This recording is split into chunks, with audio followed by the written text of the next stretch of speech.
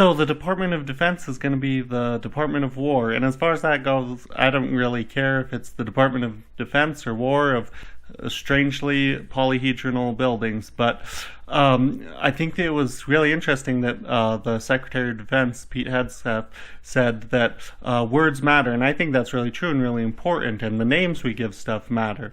So with that in mind, let's look which, poetically speaking and imaginatively speaking, is cooler, the Department of Defense or War, War or Defense. At first, you see War, I would say, is very poetic. I mean, lots of our literature is based off war and stuff, and you see that war in and of itself isn't something Christians should just oppose or just think, oh no, that's just bad. You see, God is the Lord of hosts. He's the Lord of armies. That's who God is. That's how he identifies himself. The devil, a lot of times, hates war because the first time when he was created, he got to go spread around his lies to the third of the angels that fell, and then a war put a stop to that. He didn't start the first war. The first war was St. Michael saying, hey, you have no business here anymore, and kicking him out.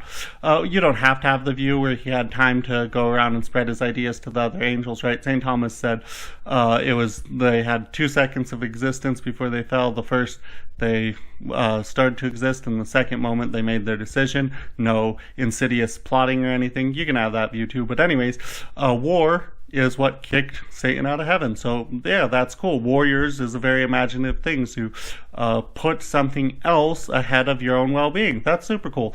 But I think defense is much more imaginatively inspiring, right?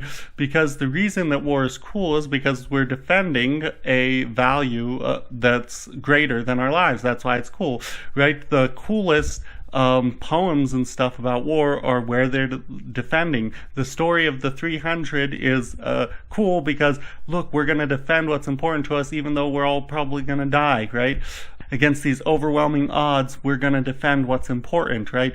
If they'll fill the sky with so many arrows it'll block out the sun, and then, okay, well, we'll fight in the shade. That lives on because it's so cool to defend something that's more important than your life. Or like Horatius, the reason it's cool is because he's defending the bridge. He's defending what's important to him.